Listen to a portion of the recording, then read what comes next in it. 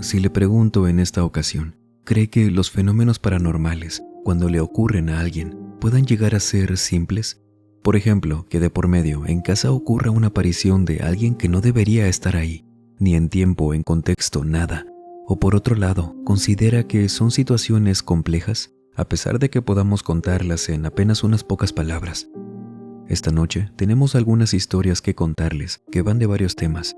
Cuéntenos mientras, ¿qué le aterra más del mundo de lo paranormal? Bienvenidas damas, bienvenidos caballeros. Vamos a aprovechar entonces que estamos por aquí y permítame acompañarlos durante cualquier actividad que estén realizando o pónganse cómodos. Vamos a desconectarnos un ratito del estrés y de la prisa del mundo exterior. Y mejor, preparen y acompáñenos con la bebida de su preferencia. Y nos vamos hacia Guanajuato, México. Celeste Arellano nos cuenta esto. Cuando vivíamos en Valle de Santiago, Guanajuato, me tocó conocer un tema a la mala, y esto fue dentro de la familia. Y para empezar con mi relato, es necesario que les comente que esto me pasó en el año 90, exactamente en ese, nunca lo voy a olvidar. Y en ese año yo tenía 14. Habíamos vivido siempre cerca de casa de mis abuelos. Los visitábamos muy frecuentemente y jamás noté nada raro, nada con lo que yo pudiera anticipar de que algo paranormal ocurriera en esa casa. Fue hasta que crecí y diría que todo pasó de golpe. Fueron tan rápidos aquellos días, lo que ocurrió que por eso supe que jamás había ocurrido nada raro en casa de mi abuela, porque lo hubiera notado así de rápido. Sucedió cuando estábamos solas, mi abuela y yo en su casa. Estábamos viendo una telenovela en la noche, en lo que llegaban mis papás y mi abuelo. Habían salido a comprar algo para cenar. Y esa noche me acuerdo que me estaba quedando dormida en el sillón con ella y decido mejor recargarme en su hombro para dormirme. Cuando apenas me recargo en su hombro, ella se aparta rápido, haciendo un tipo de quejido o grito ahogado. Mi abuela en ese año tenía 61 años, no era tan grande, por eso se movió rápido. Volteo y ella me estaba mirando con los ojos bien abiertos, con la mano en el pecho y diciéndome que no la volviera a asustar así. Para mí era extraño escucharla decir eso porque no es como si le hubiera llegado de sorpresa. Acostumbrábamos a ver la novela juntas, ya sea sentadas en la cocina, en el sillón, pero a lo mejor fue eso, que me recargué de pronto en ella y quizás la tomé desprevenida. No le pregunté que por qué se asustó, yo solo asumí. Me disculpé con ella y como que se sintió mal por eso. Me dijo que no pasaba nada y se levantó a la cocina, platicando conmigo como siempre, diciéndome que me acostara en el sillón, mientras ella lavaría los trastes. Este tipo de cosas creo que nadie le tomaría algún tipo de importancia. A veces podemos asustar a los demás cuando hacemos algo desprevenido, pero entonces yo sé que se preguntarán que para qué lo menciono. Pues miren, pasan yo creo que 2 días de eso. Mi abuela tenía una vuelta a una tienda cerca del jardín principal por el centro y la acompañé en un taxi. Yo siempre he sido de tomarle la mano ya sea a mamá, a papá, a mi abuela, a mi abuelo cuando caminábamos. Siempre he demostrado así mi cariño, por lo que cuando íbamos en el taxi solas, ella y yo, en los asientos de atrás, ella iba viendo por la ventana y con sus manos recargadas en su regazo, por lo que pongo mis manos sobre las suyas por esto que les comento. Y se quita de repente, quita las manos y le vuelvo a ver la misma cara. Mi abuela estaba asustada otra vez y se empieza a reír diciéndome que seguro así tendría la conciencia por andarse asustando de esa forma y nos reímos las dos. Esa misma semana, un viernes, me quedé a dormir en casa de mis abuelos. Mis papás habían salido a una cena con sus amigos y yo me dormía siempre en la sala. Me gustaba mucho su sillón. Y ya estábamos todos acostados, dormidos en casa de mis abuelos, cuando me despierto porque sentí que me estaban tomando las manos, poniéndome unas manos encima de las mías, muy frías. Abro los ojos porque creí que era mi abuela quien me había querido despertar por no sé qué cosa, a lo mejor para decirme que me fuera a acostar mejor a la cama, para dormir mejor. Pero yo estaba completamente sola ahí en la sala, y sí me asusté. Encendí la televisión, la dejé a un volumen bajo y me arrullé para volver a dormir. Cuando nos levantamos en la mañana que vi a mis abuelos, les platiqué lo que me había pasado anoche, que me habían asustado. Ellos se voltearon a ver y mi abuelo preguntó: ¿Y por qué no nos dijiste? ¿Nos hubieras despertado? ¿No lo soñaste? ¿No viste a alguien?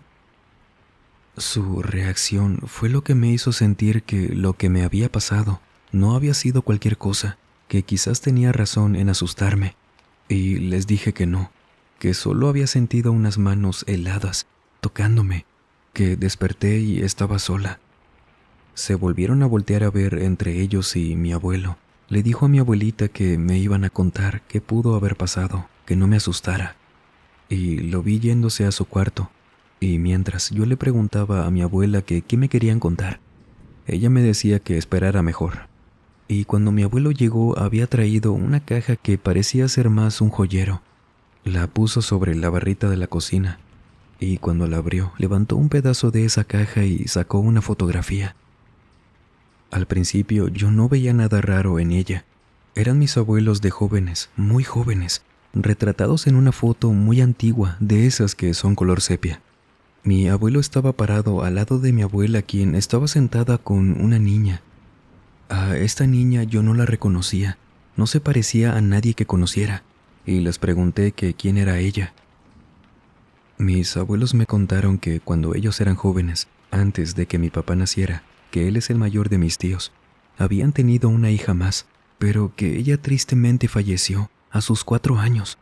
Y cuando falleció fueron con un fotógrafo de ahí mismo, de Valle de Santiago, y llevaron a su hija, con él, con este señor. El fotógrafo les hizo una fotografía que apenas ese día conocí. Esas fotos que se tomaban antes con la persona fallecida, posando con sus familiares. En este caso, habían llevado a la hija de mis abuelos ya sin vida con aquel fotógrafo, quien la acomodó de esta forma y en la fotografía ya no tenía vida. Pero me acuerdo muy bien que estaba viendo directo a la cámara, y eso explicaba por qué su mirada parecía no reflejar nada. La vi detenidamente porque no me dio miedo. En ese momento no. Me dio mucha curiosidad y sobre todo tristeza por mis abuelos, porque mi abuelo me contaba también esto con la voz entrecortada, diciéndome que ella sería la única mujer de sus hijos. Yo lo abracé, les dije que no tenía idea, que no sabía, y también les pregunté que qué tenía que ver con lo que estábamos hablando, con respeto, por supuesto. Y fue mi abuela quien me dijo: Dios la tenga en su santa gloria, a mi hijita, pero yo, ese día que tomaron la fotografía, le dije a tu abuelo que algo no andaba bien. Mi hija, cuando me la acomodaron así, mi abuela me señaló la foto, sus manos, la posición, y su hija estaba acomodada con la cabeza recargada en su hombro y tomándole las manos a mi abuela. Mi abuelo sosteniendo a las dos por los hombros y con la cara de quien iba a ser mi tía, con esa mirada vacía, viendo a la cámara. Ese día yo quería que tomaran lo más rápido la fotografía, porque mi hija, así como la ves en la foto, yo sentía que me estaba apretando con sus dedos, pero cada vez más fuerte. No la sentía ya como ella. Mi abuela me preguntó si recordaba esas veces que se había asustado conmigo durante la semana, y yo le dije que sí, y me dijo que fue por eso, que ella tenía más o menos un mes de estar sintiendo de repente por la casa que alguien le tomaba la mano de esa forma, como lo había hecho su hija el día de la foto, o que alguien se le recargaba en el hombro, que por eso se asustó cuando yo lo hice, y que pensaba era su imaginación porque mi abuelo no había sentido o visto algo raro. Pero cuando yo les conté lo que había pasado la noche anterior, supieron que no era su imaginación. La solución de mis abuelos fue llevar esa fotografía a la tumba familiar. Pidieron que destaparan la lápida y enterró esa foto. Ellos me dijeron que les dolía dejarla allá, pero que algo les decía también que debían deshacerse de esa foto. Y después de escuchar eso, conocí ese tema, el de las fotos post-mortem. Y ahora sí me daba miedo recordar cómo se veía mi tía, sabiendo que ya no tenía vida. Aunque pueda sonar raro, este estilo de fotografías son más comunes de lo que pensamos. He conocido a mucha gente que me cuenta por estos espacios, y conocidos míos, que en algún momento sus familias llegaron a tener este tipo de fotografías. Una práctica que, claro, ya no se hace hoy en día, o al menos no como antes. ¿Usted ha visto alguna vez este tipo de imágenes? Desde Argentina, Ariadna, esta noche nos cuenta esto. Les escribo desde Victoria, Entre Ríos. Una experiencia que me ocurrió hace años, en una de las casas que rentaba junto a mi familia, que si no me equivoco habrá sido en el año 2012. En ese entonces compartí habitación con mis dos hermanas menores. Me acuerdo que antes de dormir una de ellas nos estaba contando cómo le iba con su relación, y mientras la escuchaba, que en esa habitación tan solo entraba un poco de luz de afuera, yo veía directo a la ventana, la única que tenía enfrente de mi cama, y de la nada vi una sombra pasando de un lado para otro, pero tan rápido que no me lo pensé dos veces y me tapé hasta la cabeza con la frazada. Una parte de mí me decía que había visto mal, pero otra parte me decía que no. Y encima recordé que mi papá una vez me contó que él estaba fuera de la casa, fumándose un cigarrillo, cuando me vio parada en la sala, y entró para verme porque ya era de noche, y que cuando él entró a la casa, simplemente desaparecí. Y cuando me platicó eso en la mañana, yo le dije que no me había levantado para nada en la noche. Quizás algo pasó en esa casa, haya sido algo pequeño o grande, no lo sabemos, pero seguro algo dejaron ahí. Hay relatos que se pueden contar rápido, experiencias que llegan a ocurrir solo una vez, en un parpadeo, pero que nos hablan de que en algún momento compartimos espacio con algo que no siempre podemos ver, algo que ya no debería andar por aquí. ¿Le ha pasado algo similar? Vámonos a Santiago de Chile. Manuel Robles nos cuenta lo siguiente. Hace 30 años me pasó algo escalofriante para mí. Esto sucedió en las festividades de Año Nuevo. Siempre nos juntábamos, la familia, amigos de mis familiares. Era una fiesta grande en casa de mi abuela. Aparte, tenía una familia numerosa.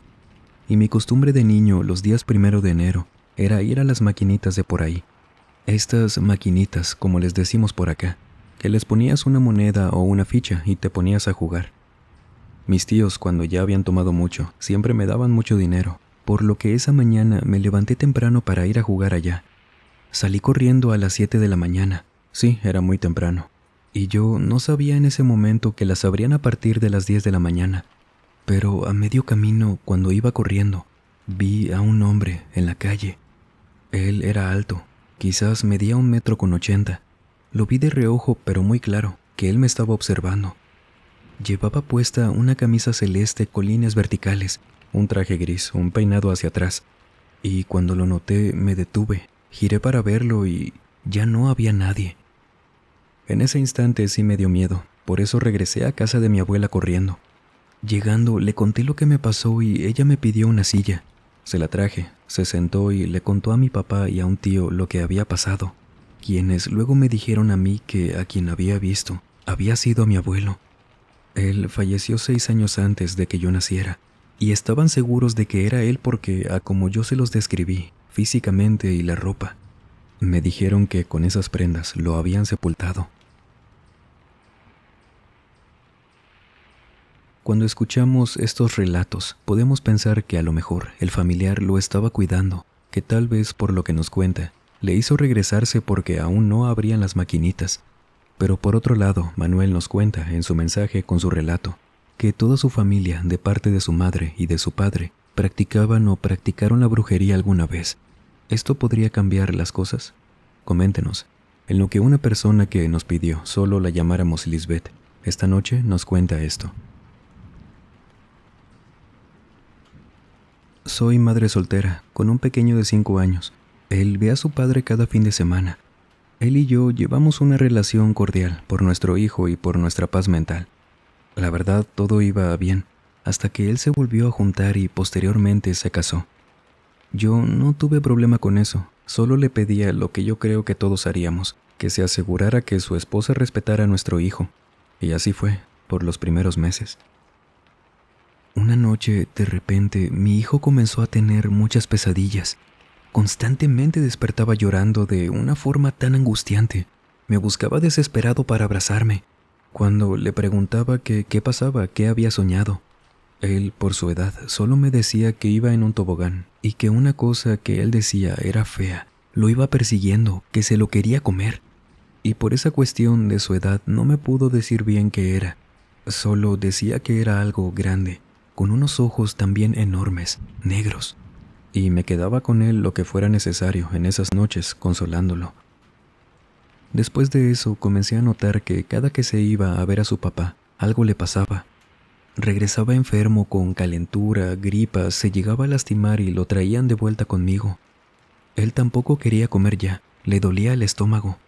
Noté que también le empezó a salir salpullido, y su abuela paterna me preguntaba si él estaba bien, porque decía que de pronto él se quedaba viendo a la nada, sin hablar con nadie, aun y cuando estuviera con los demás.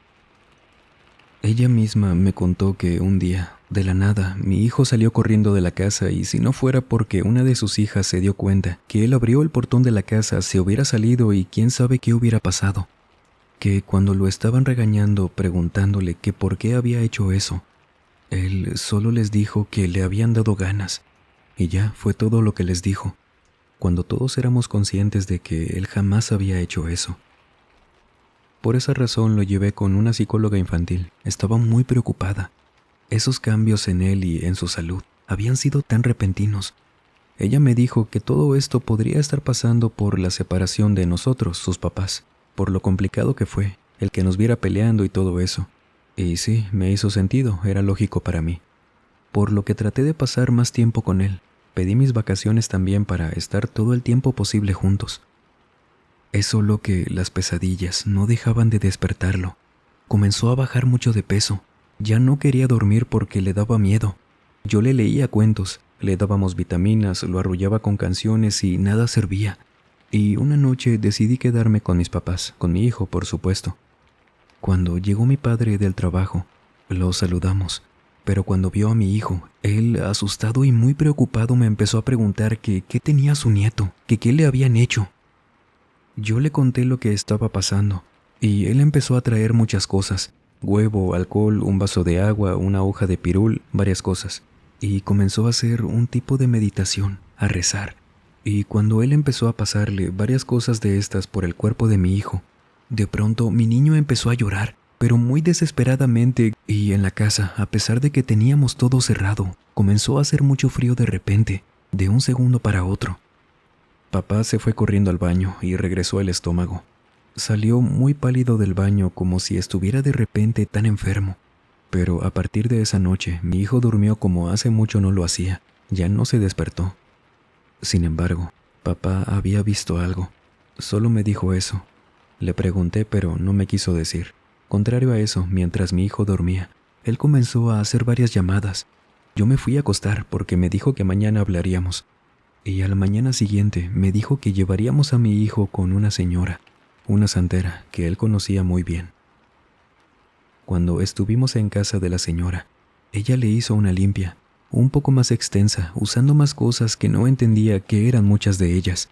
No sabría tampoco decirles bien qué tanto estaba haciendo. Lo que sí recuerdo es que acostó a mi hijo sobre unas hierbas y huesos, entre más cosas que no pude ver bien o no reconocía. Y nos dijo la señora que a mi hijo le estaban haciendo un trabajo de brujería pero muy fuerte, que alguien le tenía muchísimo odio y envidia, que querían hacer con esto que él se enfermara muy mal, de poco a poco y que falleciera. Por supuesto que yo estaba muy angustiada, en shock, pero la señora me contuvo, me dio indicaciones para cuidarlo. Me dijo también que ya tenía protección, que consiguiéramos una medalla de San Benito, y al día siguiente fui a su casa y se la di. Solo que me dijo que tomaría un día para prepararla o algo así, por lo que pasó un día más, que mi hijo afortunadamente seguía muy bien. Y cuando fuimos por la medalla, ella nos hizo pasar a su casa. Le estaba colocando la medalla a mi hijo mientras le rezaba unas oraciones, y me dijo que estuviera atenta, porque quien le quiso hacer eso a mi hijo, a esa persona le iba a rebotar ese trabajo.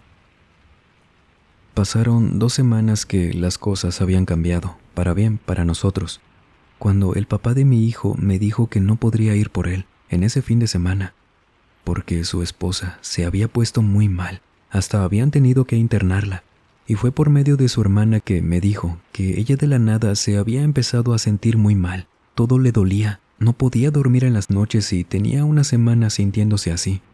Y ella me contó también que habían intentado tener sus propios hijos, el papá de mi niño y su esposa, pero que por un embarazo que le fue interrumpido, y que encima fue mal hecho hace tiempo, ella ya no podía tener hijos. El papá de mi hijo sigue con ella. Él no cree en estos temas, e igualmente jamás le conté. Solo le pedí que nunca le quitaran esa medalla, con la mentira de que era un regalo de su abuela. Y mi hijo se recuperó. Ya nunca lo despertaron las pesadillas. La señora sigue cuidándolo de esta forma, la santera. Y pues lamentablemente tengo que confiar en que, a pesar de que la esposa del padre de mi hijo sigue conviviendo con él, sea real lo que me dice su padre, de que ella lo trata bien y hasta juega con él. Yo no confío en ella. Se dice que desde el momento en que deseamos algo malo, ya estamos condenados. Imagínese entonces hasta dedicar un trabajo de brujería para hacer algo malo, y se asegura que todo lo malo que hagas con intención se paga aquí, estando en esta vida.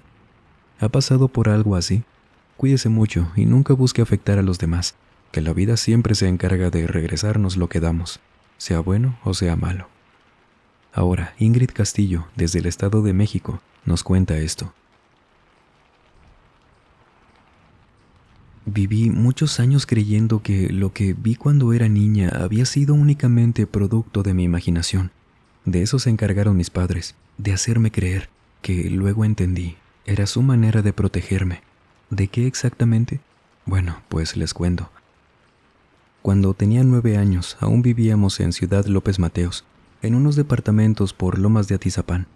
Estábamos ubicados en el 3er piso, y yo recuerdo que de vez en cuando, en las mañanas, antes de que mis papás me fueran a levantar para ir a la escuela, por mi ventana entraba un señor demasiado pequeño, que si fuera por el puro tamaño yo creería que sería un niño, pero no. Él entraba a la habitación y muy torpemente se bajaba del marco de la ventana. Como hacía mucho ruido, esto me despertaba. Lo veía entrando y no me daba miedo. Él volteaba a verme una vez se bajaba y cuando lo veía, mejor, con un poco de luz porque ya estaba amaneciendo. Ahí notaba que no era un niño. Tenía rasgos de una persona adulta, pero era mucho más bajito que yo.